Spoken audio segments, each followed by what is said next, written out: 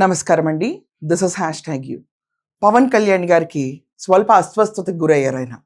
నిన్న independence day వేడుకల్లో పవన్ కళ్యాణ్ గారు పాల్గొన్నారు. అలాగే అన్నా లెజినోవా గారు, అన్నా కొణిదెల గారు ఆవిడ కూడా పాల్గొన్నారు.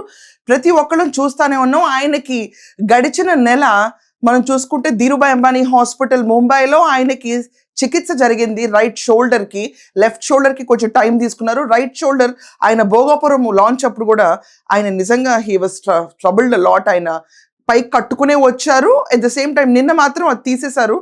మొత్తం వేడుకల్లో మనం అబ్జర్వ్ చేస్తే ఆయన చేతిని ఇలా పిసుక్కుంటూనే ఉన్నారు. ఎందుకంటే చాలా వరకు ఆయనకి పెయిన్ఫుల్గా అనిపించింది నిన్న. అండ్ ఎంత నొప్పైనా భరించి నిన్న ఇండిపెండెన్స్ డే వేడుకల్లో పవన్ కళ్యాణ్ గారు పాల్గొన్నారు. తర్వాత రాజమండ్రిలో పర్యటిస్తారు పవన్ కళ్యాణ్ గారు అనుకుంటే పర్యటన మధ్యలోనే ఆయనకి హై వైరల్ ఫీవర్ వచ్చింది. హై వైరల్ ఫీవర్తో ఆయన ఇమ్మీడియట్గా హైదరాబాద్ వచ్చేసారు. ఆయనకి అస్వస్థతకు గురయ్యారు. At the same time shoulder pain కూడా హెవీ పెయిన్ నిన్న పెరగడంతో హైదరాబాద్ వచ్చారు. రేపు అసెంబ్లీ సమావేశాలకి మోస్ట్లీ ఆయన రాకపోవచ్చు.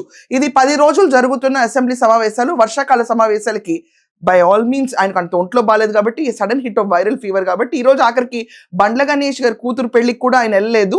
అలా మిస్సెస్ అన్నా గారు వెళ్ళారు, మ్యారేజ్కి అటెండ్ అయ్యారు. ఆ విజువల్స్ అన్ని మీరు చూడొచ్చు.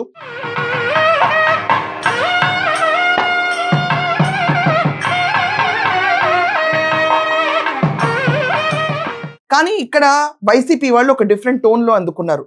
క్యాబినెట్ మీటింగ్కి పవన్ కళ్యాణ్ గారు రాలేదని, దాని తర్వాత మనం చూసుకుంటే భోగాపురం ఎయిర్పోర్ట్లో వాళ్ళ మధ్యలో డిఫరెన్సెస్ వచ్చాయి అన్నట్టు ప్రచారాలు చేస్తూ అట్ ద సేమ్ టైం నిన్న గవర్నర్ ఎట్ హోమ్ కూడా ఆయన వెళ్ళలేకపోయారు వైరల్ ఫీవర్ వల్ల. అది మిస్ అవడంతో, అది కాకుండా ఈసారి ఆయన అసెంబ్లీకి వైరల్ ఫీవర్ వల్ల రాకపోవడంతో చంద్రబాబు నాయుడు గారు అండ్ పవన్ కళ్యాణ్ గారి మధ్యలో గ్యాప్ వచ్చేసిందని చెప్పి ఇష్టం వచ్చినట్టు ఎన్కాష్ చేసుకుంటుంది వైసీపీ బ్యాచ్.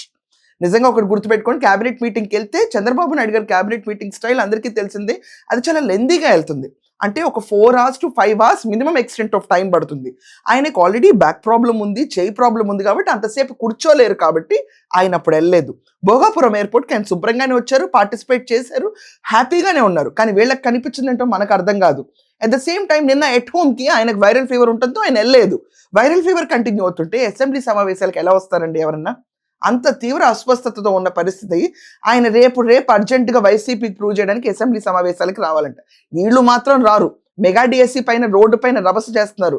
కానీ అసెంబ్లీకి వచ్చి ప్రశ్నించడానికి జగన్మోహన్ రెడ్డికి అండ్ టీంకి దమ్ము లేదు. కానీ ఇలాంటి వార్తలు సృష్టించి మధ్యలో చీలికలు వచ్చేసి కూటమిలో చీలికలు వచ్చిందని ఎదురు చూస్తూ ప్రతిరోజు యథావేషాలు వేస్తూనే ఉన్నారు. ఇదంతా అబద్ధం.